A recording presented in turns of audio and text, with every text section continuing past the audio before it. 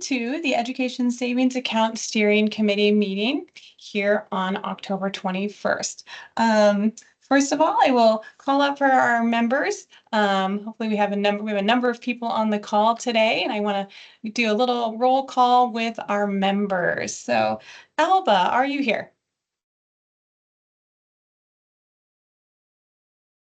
Yeah. Brad. Chaz. Chaz emailed, she was not available. Sue. Yep. Hi, Sue. Good to see you. Thank you.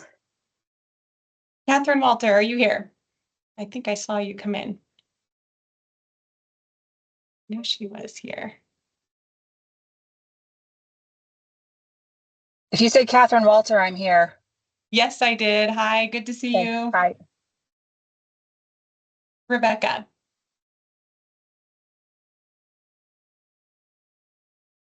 Jennifer. Stephanie. Clifton.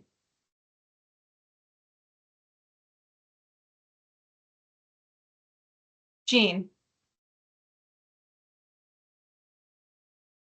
Lisa. Robin. Louisa. Amanda. And Sarah.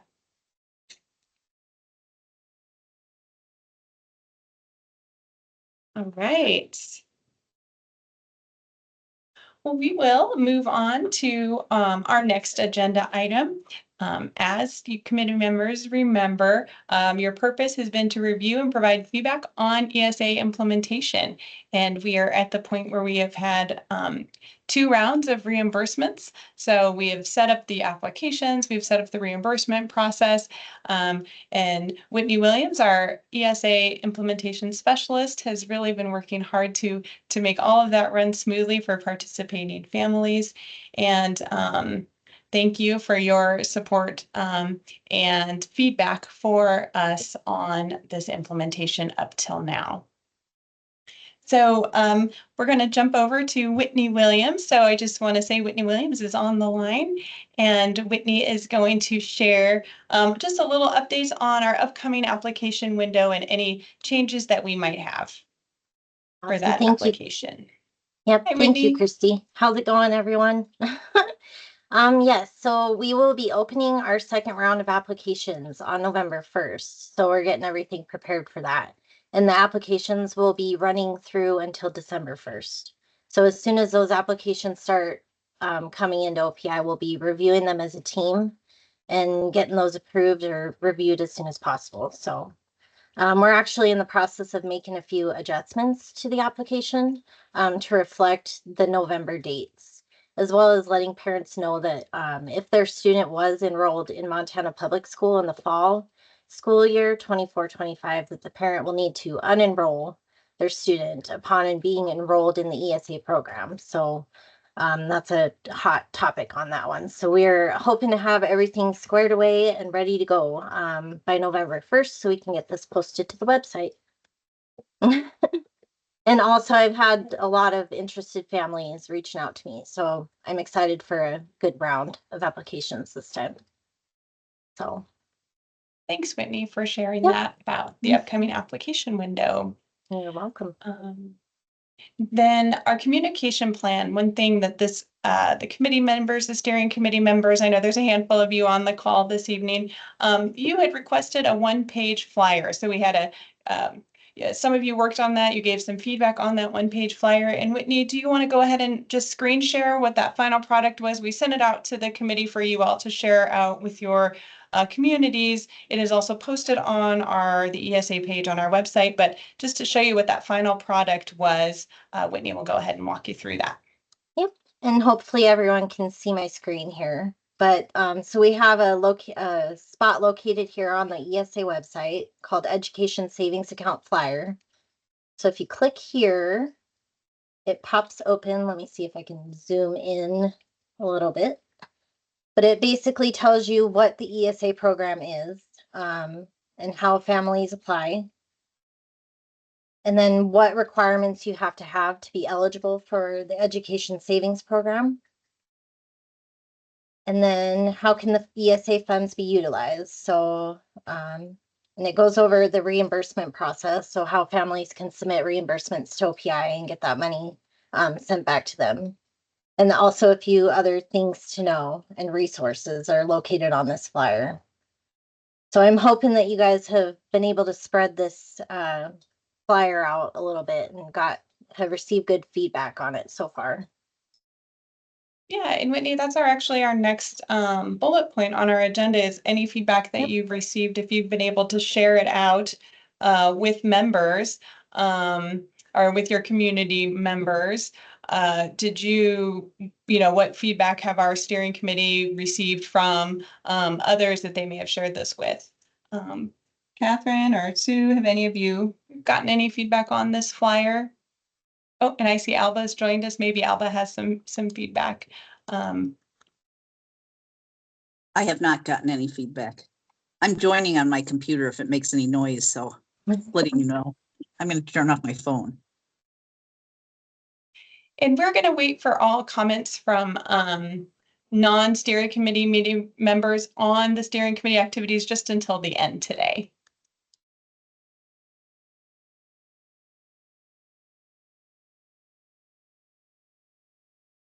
Well, thanks for that, team. That was something that the committee had really requested sort of a one-page look at this ESA program and this the hard work that Whitney put into this with the feedback from the committee was very helpful in identifying the important points to include on this one-page document. Any next steps, committee members, that you would like to consider for a communication plan going forward? We've implemented, we're here to this point. We've talked a lot about this communication plan. We've actually, I think, achieved a lot of what you had asked for in sharing out this information on the website. So committee members, do you have some next steps that you would like to consider or any other suggestions moving forward for communication? Catherine, go ahead. Are we going to be working on trying to get this into those packets that the school superintendents send out with the homeschool packets? And are we going to be trying to get this in with the special education departments in the school districts so that it can be presented to families of special needs students as an alternative option for them? I think those are the two key places that this needs to definitely be getting into so that families can see it and are made aware of it.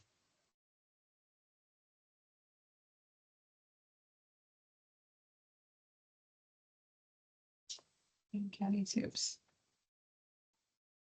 Catherine, thank you for that input. I think that's a good idea for sharing out with various stakeholders in this process. Yeah. Anyone else on the committee to add to this?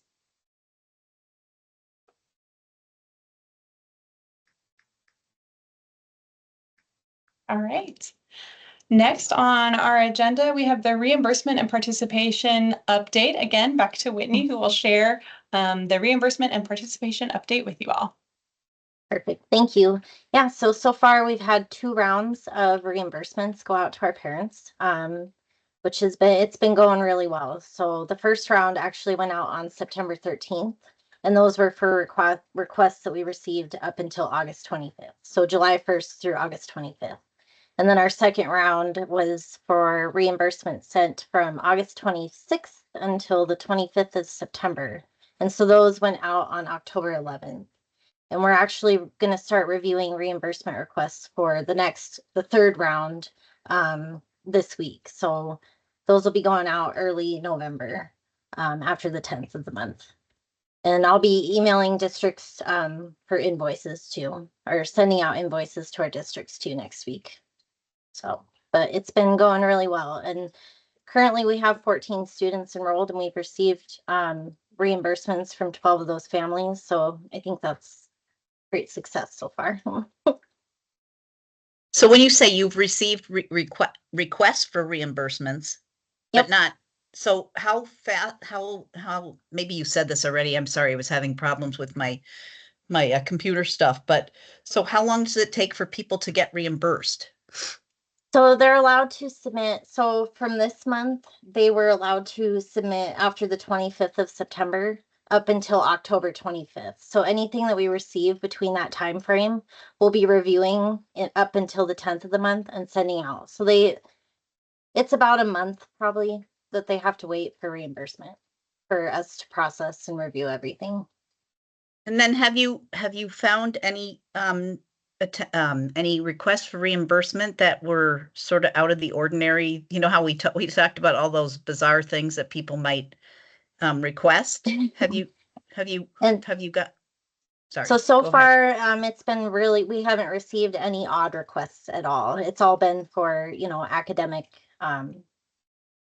programs. I have a list here too of items that we have reimbursed for. So My Academy, KiwiCo, Reading IQ, Adventure Academy, like those kinds of programs have all been what we've been reimbursing for. And consumables, like a few consumables, but no odd off the wall requests yet. And we're hoping none. So And then when do you ask parents, like, are you doing, maybe you already said this too. I haven't paid attention for a couple of months, but, so I apologize, but do you, are you doing like a survey with parents to see how they feel about it or I don't know, maybe Christy can answer that. yeah. Well, and Whitney, go ahead, because you do have some feedback from parents that are participating. So why don't you talk about that a little bit, your newsletter and Yep. things like that? Yeah. So I did send out a newsletter to parents early. I think it was September that I sent that out to them. But yes, I've been getting good feedback from the parents on reimbursement. So no survey. I haven't done a survey yet, but that is a good idea. And I will write that down as something to plan on. Thanks, Sue. Mhm. Catherine, go ahead. I was just wondering if anybody's utilizing the funds yet for therapies and for transportation. I've gotten a few mileage reimbursements requests so far, but nothing for therapies yet. Nobody's using them for therapies yet Mm-mm. at all. Okay. Nope. So all those places that you noted, those sounded like, maybe like daycare centers, or are they online? Like you They're said, all Adventure online. and Limited, they're all Yep, online? all online education programs. So a few more like Excelis Academy, Power Homeschool, Time for Learning. Let's see, Prodigy, 406 cert classes. And then, yep. Certification? Yep. So that's a certification class Or for no, cert. Am I saying it oh, wrong? sorry. 406 Sorry about that. cert classes. Oh, okay. Yep. So that's, I guess from my point of view, that's interesting to see what those are like. And are those adaptable for kids with disability? I mean, I have a lot of questions, so And we're making sure to review them. I'll try to not ask a bunch of Yep. questions, but No, you're I have a lot. okay. Yeah. But yeah, we make sure to review all those programs before we accept reimbursement. So Okay. Can we, and will we be able to see those requests of where they're, the places that they're requesting reimbursement from? John's waving at somebody. It's okay. Well, and you know what, that's it, Sue, I think that's a really great question. We hadn't thought about posting those type of things. So we'll check with Rick is on listening, and he can check in with that and see what is okay for us to post, as far Oh, as sure. Yeah. privacy things and things like that. But we can work with that and see what we can post on our ESA website for that type of information. Sue, there should be some general information we could be able to share for you, and we'll work back with Rick on that for sure. I'll And write that have there down. been any requests for reimbursement for transition type stuff? Because that's the part of the bill that I think is really bizarre. Well, more crazy than the rest of it. But how it originally said that you would be able to request for reimbursement for programs post-secondary. Is that still in the bill? Am I explaining that right? Because remember, there was something that money could be held until the age of 24. And so I'm just wondering about that, because that's kind of my background, is the transition stuff. And I was Out into careers and supporting, career things like that. Right. And Rick would look closely at the bill for that. But remember, it's up through 19, and then the money stays there till they're 24 in that trust account. But I don't think we've had any post-secondary expenses come through just yet, Sue. So we have not had any of those come through. Okay. Yeah. And then, if you don't mind, I'm going to jump to someone else, but Sue, please keep jumping in. Alba, I see your hands up.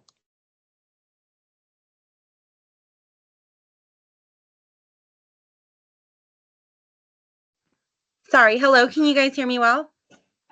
We sure can. Go ahead. Hi, thank you. So I just wanted to reassure that Acellus and Power Homeschool are legit curriculum programs. So they are good. And then I just had a question. I don't want to out this person, but we do have a committee member that is currently utilizing the program. And if that person is okay, I would like to see if they could give us feedback, positive or negative, on it, and maybe their own experience, if that's okay. Because I haven't heard from an actual member, and I'd like to hear if possible. Well, I don't want to necessarily call this person out, but if somebody would like to share a personal experience that's on our committee, you certainly may. I will let that person think about it. And then I do see, Clifton, you have your hand up. So if you'd like to go ahead and ask your question or share what you'd like to share. So I am one of those folks that is a part of this, and we haven't gone, and we've been having trouble finding the right fit right now for therapy, which is to be expected. We went and we've been vetting different folks because that was one of the reasons that we wanted to leave the public schools, was we weren't happy with our engagement with the co-op that provided our services. So we're seeking the right services. So we haven't been able to pursue that yet. As far as reimbursement, we've submitted some receipts and some curriculum that we received, and that's right now we're in that waiting phase of the 30 days from when we submitted it to when we get reimbursed, which I understood, and it was easy to understand when I submitted that. I saw that on the website. So that's I think hopefully that helps you, Alba, with our experience. Yes, it does, Clifton. And if you could answer this question, just what do you think would help that? If there's anything that you can think of that would help that situation. Well, I think it's a touchy subject. Without OPI endorsing private companies by providing a list of therapies, like vetted therapies, you'd have somebody that may get missed off that list and they figure that they were wrong. It becomes a touchy thing where a public entity goes to recommend for private use. I don't know if there's like a NGO that is able to provide lists for our area of therapies. It's really tough trying to. It's a lot of it's hearsay, Google search, trying to find the folks that are available, and then if it's not all covered now, I'm hoping they accept our insurance, and I have to go through primary care provider to get a referral, and it's a whole thing. But we're willing to do it because my son needs the therapy, and I want the right therapist. He did not have that with the co-op, and we were struggling with getting him stuff added to IEPs, having assessments done. It was just I feel like we've been able to do more with him at home, giving him our full attention than when we were relying upon the school. And I think that's been the most helpful thing that we could have ever asked for is being able to give us the opportunity to take that step and to start taking their education on full and putting it on our shoulders. Yeah, I feel like we've been doing pretty well. His like overall, and without getting too in depth, his meltdowns are almost non-existent now from when he was in school. He's a lot calmer. He's eating all sorts of foods because we've done our own. We started our own food therapy from something that we learned online, and it's been phenomenal with us being able to have them here with us all the time. Thank you, Clifton. That helps so much. And I do want to add for those that are online that don't know, there's different kinds of co-ops. We learned this in the first couple of meetings, and there's private and there's homeschool co-ops, and there's also the public school co-ops, which is the ones I believe, Clifton, you're referring to, right? That's correct. Yep. It was the one for our area services multiple schools, so they shared the services of speech, occupational therapy, and some physical therapy. And then they also have a psychologist that conducts all the evaluations to get the IEPs if they fall within the categories. Thank you, everyone. Where do you live, Clifton?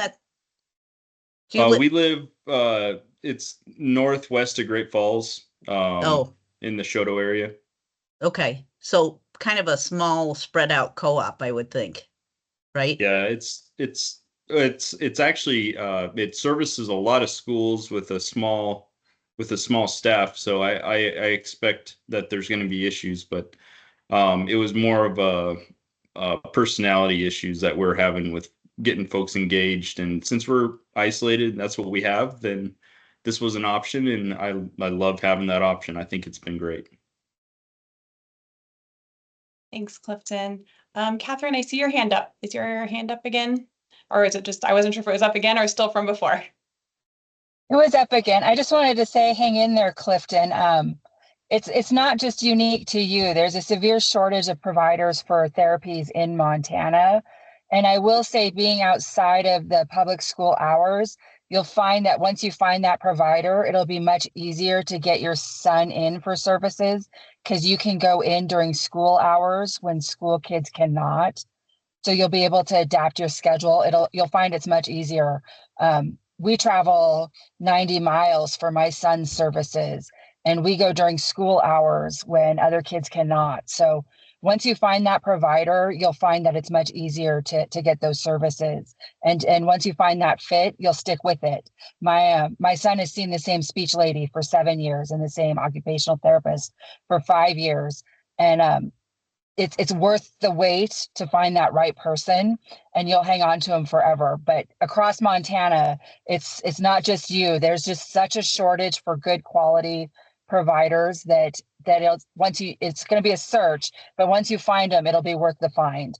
And being able to support them at home will be instrumental in your son's care, because your provider will be able to give you things to work on at home that you're going to be like the one-on-one aid for your kid, that you're going to see even more growth that you are going to be so amazed by. You're going to have a front row seat to helping them, and you won't even, I can't even explain to you how phenomenal it'll be and how much it's going to mean to you to be there for it. So just hang in there. It's a bumpy start, but it'll be worth it. Thank you, Catherine. I appreciate it.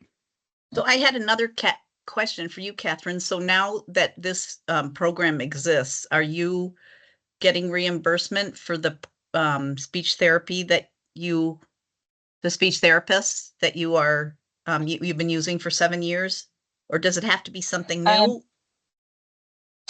My boys are not eligible for this program because we went out of the public school system before this law went into effect.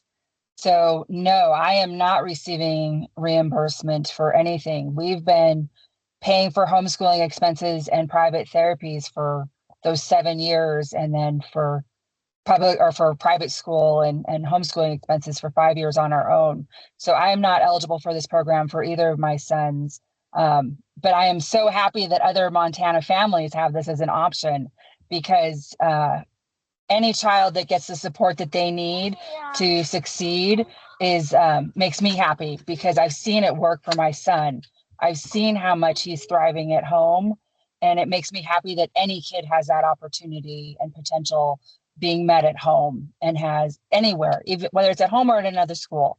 Any kid that has their potential being met, that makes me happy. So whether my kids get it or not doesn't matter to me.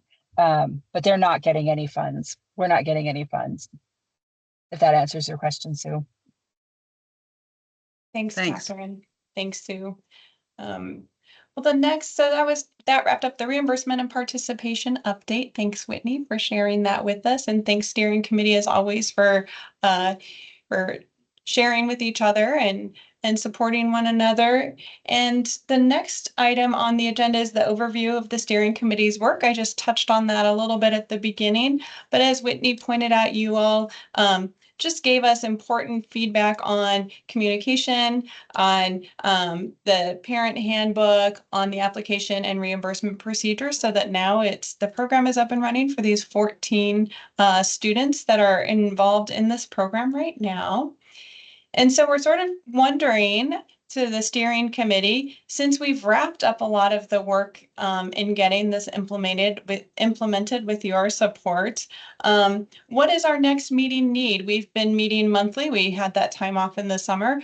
What is the steering committee? What would you like to do as far as moving forward? We're sort of, we're in the program's up and running. It's going. Whitney's been doing a fantastic job with that.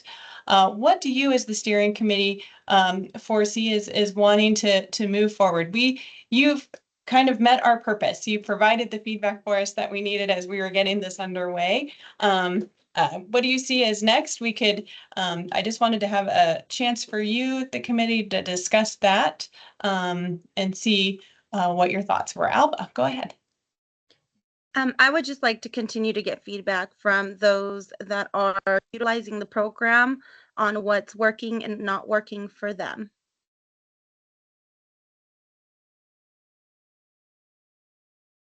Thanks, Alba. And I have another question. So the November 1st deadline, is that so if a child is in public school this semester, would they be eligible for January? Is that the November 1st? Is that for January, or will be for the whole next school year? So good question, Sue. And the November 1st deadline is that application will open. It's the second round of applications that we are required to have by the law. Requires 2 application windows. The student would have to have been enrolled the prior school year, which is actually last school year, and in order to be eligible for this window as well. So very similar to that June window. And so the applications will be open November 1st to December 1st. So we hope that answers your question. Okay. All right. Jean, I see your hand up. Well, thanks. So to follow up on Sue's question, then, does that mean that the child has probably been in school this fall, though, too? It would most Or likely, homeschooled or something? but Okay. yeah, the law specifically says for the prior school year. So in this particular application window, it would be for the prior school year. We would think some would be enrolled this fall as well. We just wouldn't know, and we haven't obviously received any applications yet to know that. And then my other question is, was there any sort of committee from the legislature that is following how this is going and what our committee has done, and maybe seeing if there's things to fine tune for next session? Not here from the OPI, but again, that would be where you could reach out to your legislator. Representative Vinton was the one who sponsored this bill initially. I'm sure you could reach out to Representative Vinton, who I think might be on the line with us this evening to see, but not here at the OPI. We don't have a committee following that.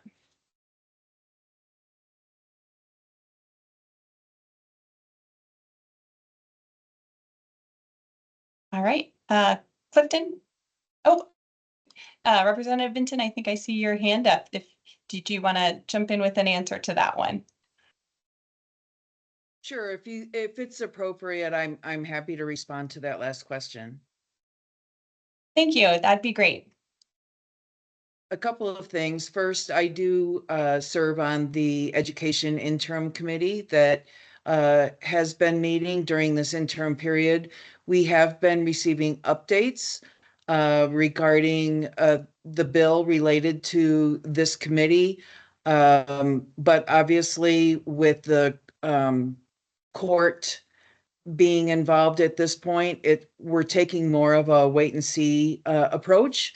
And we're pleased that this committee is working towards implementation, but we're also very well aware of the different court cases that are arising, pretty much attacking all forms of education freedom.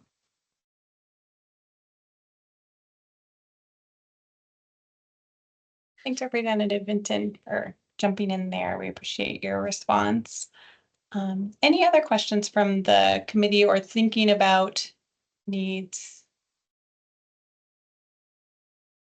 I think one thing I would want to follow up on that is, I had a question. Yeah, Sue, go ahead. I thought Clifton had his hand up, but maybe not. I wanted to know, are we going to get, what is the update on the court case? Does Rick know that, or? Good question, Sue. It seems like these things take forever. Yeah, I don't think we have any more updates than the last time that Rick provided any. I'm looking over to Rick and he's shaking his head. Yes, we have no further updates than that. Then waiting and seeing. Thanks, Sue. So I'm wondering, so since I'm glad that Representative Vinton is on here, because I have so many questions for her, but I'm just wondering, is there any move, since you're on that interim committee and will probably be on an education committee in the legislature when it starts? My concern with Montana is that we haven't followed the law that kids get a free and appropriate education until the age of 21. So I know that the parents on here have younger kids and definitely have needs, and that's concerning too. But I've always been concerned about the 18 or let's say 19 to 21-year-old students, that we don't follow that federal law. Is there any move towards that? I'm happy to answer again if appropriate.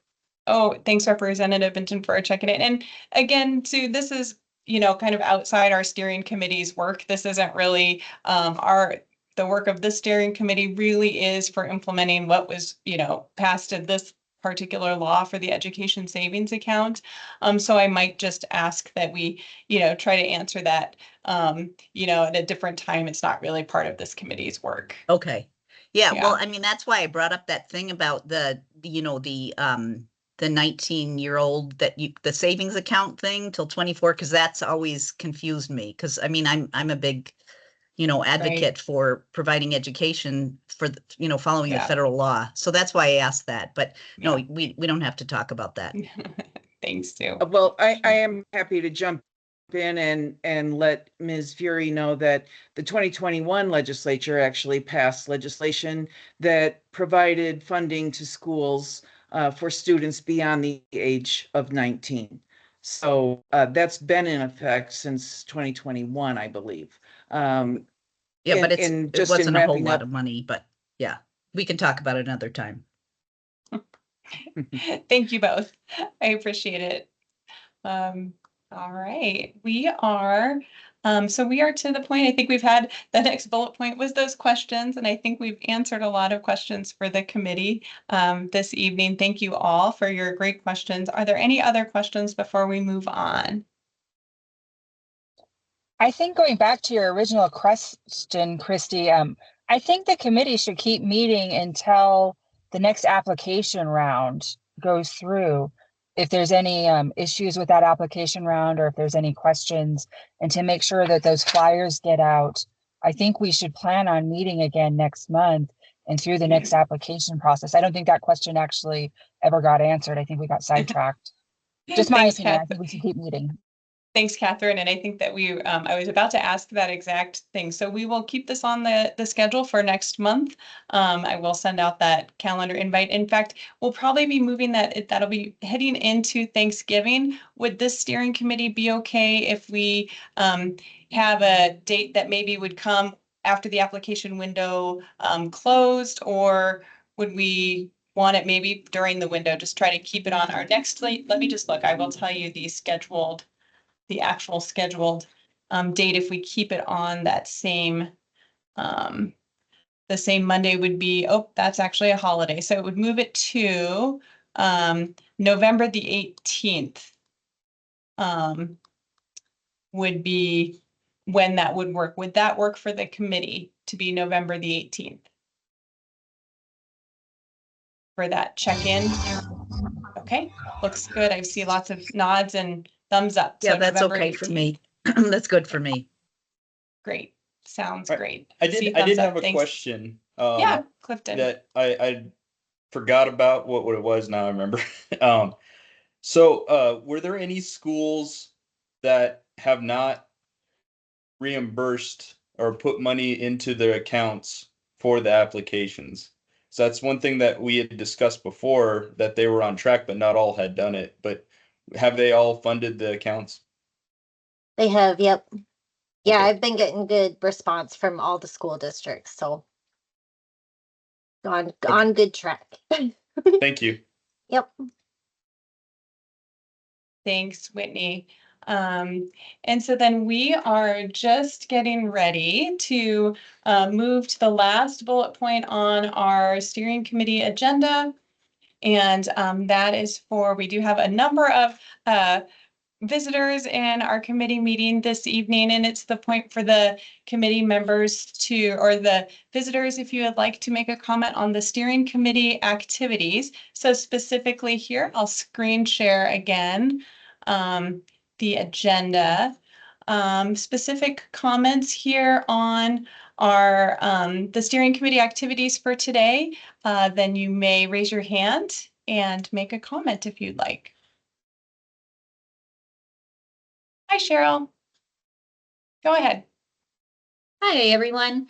Well, I am just so grateful to be able to participate and come in and pop in on you guys and be here as a guest. For anybody who's not familiar with myself, I work with Frontier Institute, and as a service to the state of Montana, we've created a website called EdNavigateMT. So it's ednavigatemt.com, and we have a full page explainer of the education savings account and how it explains the eligibility, and then we link to your website. And so I've been tracking our analytics and watching how many hundreds of people that we are actually sending your way. So so we have some really good numbers. We have a lot of people who are going and checking out the program. And I also shared the one-page flyer last month on the EdNavigate social media pages, and we had about 650 link clicks from that. So I'm really hoping that that translates into a number of applications in this next period of time, and we'll also be sending out information and letting the public know from our point of view, or from our standpoint, that this program has another application window. I do speak with parents and do consultations with education providers and parents quite a bit, and they are very interested in participating in this program. I have heard of a lot of people talking about the frustration and how hard it is to get their students' needs met through the IEP process. And so they are looking for alternative avenues, and people are really, really excited about being able to access this. And then I also just spoke with a provider who will have a special needs program that is launching next year as a form of a micro school. And she has a special needs credential. And so she has a whole little thing. So she will be a provider who will be able to, people can use those ESA funds towards that, because right now we have pretty limited supply as far as private schools that offer special needs care. But yep, I think those are the main points I wanted to mention. Oh, and to Clifton's point, one of my projects is going to be compiling a list of vetted providers to help with the special needs students that are out there who are here in Montana. I have a small list right now. I come across a lot of parents who have children with dyslexia and dysgraphia. So I have those sorts of providers I'm starting to compile. And then as far as therapies, so you guys can always reach out to me and say, hey, this is a really good person. So I know that, to look into those things. But yeah, I just thank you for everything that you're doing, and really appreciate it. And we're getting hundreds and hundreds of people visiting our site, and we're sending them your way. So hopefully we'll be able to send more through that application process. Thank you. I see Trish Schreiber's hand is up. Go ahead, Trish. Hi, Christy. Thank you so much for managing this steering committee. And I just wanted to thank all the members for their participation, and that you guys are doing really important service for the state of Montana. And it's appreciated by people out there very much. And regarding the agenda items, I just wanted to add into the discussion that you guys were having about the communication plan that, I pay attention to what, briefs that are coming through OPI emails and stuff like that, which is how I know about the steering committee and what's going on. But I think a lot of people out there, I've been speaking to a lot of neighbors and parents and grandparents, and they just have no idea that we even have this available in the state. So I don't know if there's any room in the OPI budget, or if you guys can maybe just even reach out to local newspapers to do some advertising more broadly about the application being open on November 1st. That might be a good idea as well. But thank you all for your work, and good luck to all the parents who are using it. Thanks, Trish. Let's see, I see Patrick Webb has a hand up. Hello, can you hear me okay? Yes, thank you. All right. Yeah, my name is Patrick Webb. I work with the Montana Family Foundation, and I am so encouraged to hear the work that you guys have been working on, this whole steering committee. And I just want to thank you on behalf of our foundation for prioritizing Montana students and families. And I was extremely encouraged to hear Clifton's personal comments about his experience with this program, the challenges that they've been facing. But I think especially hearing the fact that, they are seeing their child, their tantrums kind of go down because the family just has more time to spend with their child. That is, I think, what we see and what we hear in so many instances across families that are trying to seek, maybe more homeschooling options or just more specialized care at the homes. Parents really do know what's best for their kids at the end of the day. And I think it is just amazing that you guys have been able to empower parents to do that financially. So thank you all so much. And I think it's just worth drawing attention that I see that this has been a problem that is starting to be solved in a way that the existing public school system has not been able to solve. Really being able to provide those kind of customized solutions that parents can seek out for their own child, where they just have not been able to find that in their existing co-ops or whatever it may be. So yeah, just thank you all so much. And 12 students, 14 students. I think I'd be interested to hear if the two two families have difficulty with, submitting reimbursements or what those situations may be on future calls if that ever comes up. But 14 families being able to provide care for their child is phenomenal. Anyone who thinks that it's a small number doesn't understand the unique value of a single individual. So thank you so much for all the work that you're doing. All right, thank you. And I see Michael Grisafi, not sure if I'm saying that correctly, has a hand up. Yes, I was actually, Yes, I was actually wondering, you guys talked about a feedback survey, at least for the families currently using the program. But what about like surveys for the families that had eligible students that maybe currently are not in the program? If there's a way to have like surveys about things like their concerns or whatever, or how to use it or access or all kinds of, things like that, that could be maybe put on that website or.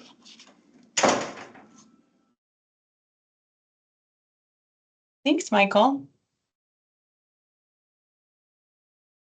All right, any other, I don't think I see any other guests that have their hands up right now. I think that's it. So, all right, we're getting ready to wrap up. Sue, do you have one more question or one more comment for the committee? Oh, time out. Yeah. I see. Oh, go ahead, Sue. And then I have one. It Oh. looks like I have a guest that just, do you mind if I jump to another guest really quick, Sue? No, that's fine. Jesse, it looks like that maybe Jesse, you might have your hand up. Jesse Ramos. Yes. Thank you. Yeah, my name is Jesse Ramos. I'm the state director for Americans for Prosperity Montana, and I basically just wanted to kind of echo the words that we heard from Patrick Webb with the Montana Family Foundation. I just wanted to thank you all for this work, and I can't express enough how many folks have expressed a lot of gratitude for the fact that this program is available and is going to be potentially available to a wider range of folks, and really allowing their children to find the education tools that best suit their unique talents and gifts and their individual needs. And I know that we're still in the early stages of this, and it's really admirable that you all are continuing to do this work and give people that access. And so I'm just here to support and thank you all for your efforts, and in hopes that more folks can have opportunities like this that they cannot find in the public school system. So thank you very much. Thank you. Mafi, go ahead. Hi, thank you. I'm Mafi Funk, just a public school advocate.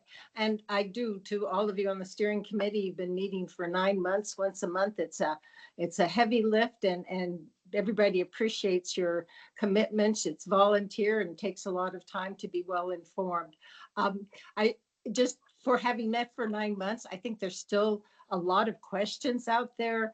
It says if you have to be, you can't be enrolled full-time. Does that mean you can be enrolled? That was on the flyer. Can you be enrolled part-time and then get to still access the ESA accounts?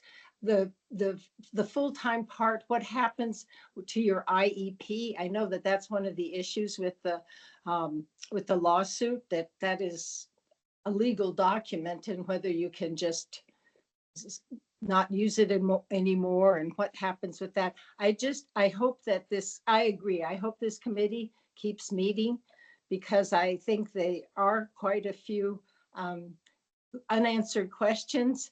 And the gentleman who just spoke, I think that's one of my greatest concerns, is that this is just going to be that opening to use so many public funds for private vouchers, to make this truly a voucher system. So I hope moving forward, people will be very careful, very conscious of keeping it to what it was intended. Thank you. Thanks, everyone. And just as a gentle reminder, the steering committee is simply trying to implement what was the law as it was written. We are not part of the look forward. And so I just wanted to remind everyone of that as we move on. Let me see. Henry, I see there's a comment from Henry. Thank you so much. I just want to add on that I too am Americans for Prosperity. I'm the deputy state director, and I just want to add on to what Jesse had said, because I'd worked on this bill a number of sessions ago, and I did talk to a lot of people, and we're a nonpartisan organization. And here in Gallatin County, I gathered signatures on the petition in support of special needs ESAs. And I was really gratified to see that there was widespread bipartisan support for this. I mean, many people here in Gallatin County throughout the state of Montana have special needs children. In fact, our previous state director has a special needs child, and he spoke to it from a personal point of view. So this thing really does transcend partisan politics, and we're all about trying to find the best education that suits the needs of the child. In this case, someone with special needs. And if that child is serviced well in a public school, then there shouldn't be any concerns about those who work in public schools providing that. And if the parent believes that there's better alternative forms of education to meet the needs of that child, then this gives them the wherewithal to do that. That's all that we're studying to do here in terms of how to best provide that, because at the end of the day, it's all about meeting the needs of the child. Thank you. And again, just that gentle reminder, that's not the purview of the steering committee. The steering committee is really dedicated to supporting the implementation of this current law as it stands. But I think we'll move on to, it looks like Sue has maybe our last wrap up comment for the committee. Just as a reminder, we will be meeting again on November 18th for that. So just last thoughts from our committee members. Sue. Oh, yeah, it was a couple comments ago. I just would like to, I hope that, well, I'm not sure how to say this, but I'm an advocate for public education. I was a special education teacher. I was a recreation therapist. And I would like to just remind people that public education is, where it's at. And I understand we have a rural state and there's some places that can't get, that it's hard getting served, but I'd like to advocate that OPI follows the law and educates people, and that we hear from people when they're not being served. And Clifton, one last comment.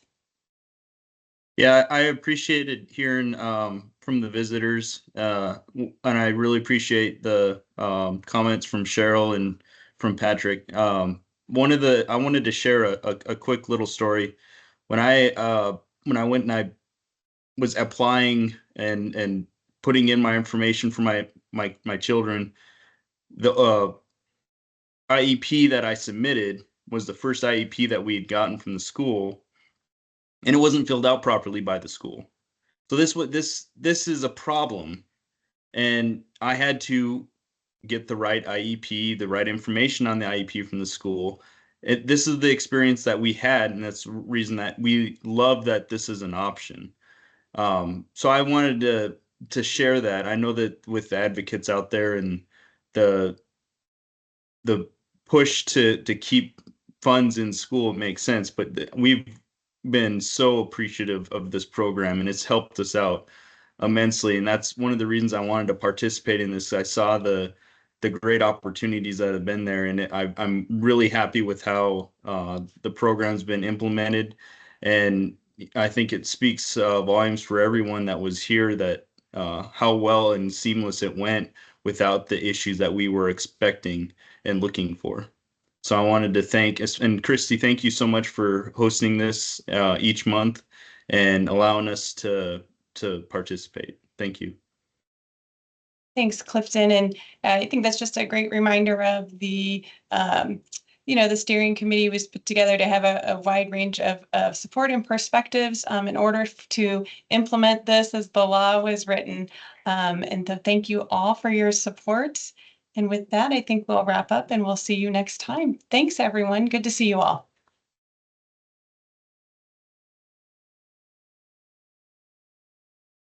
Thanks, Christy.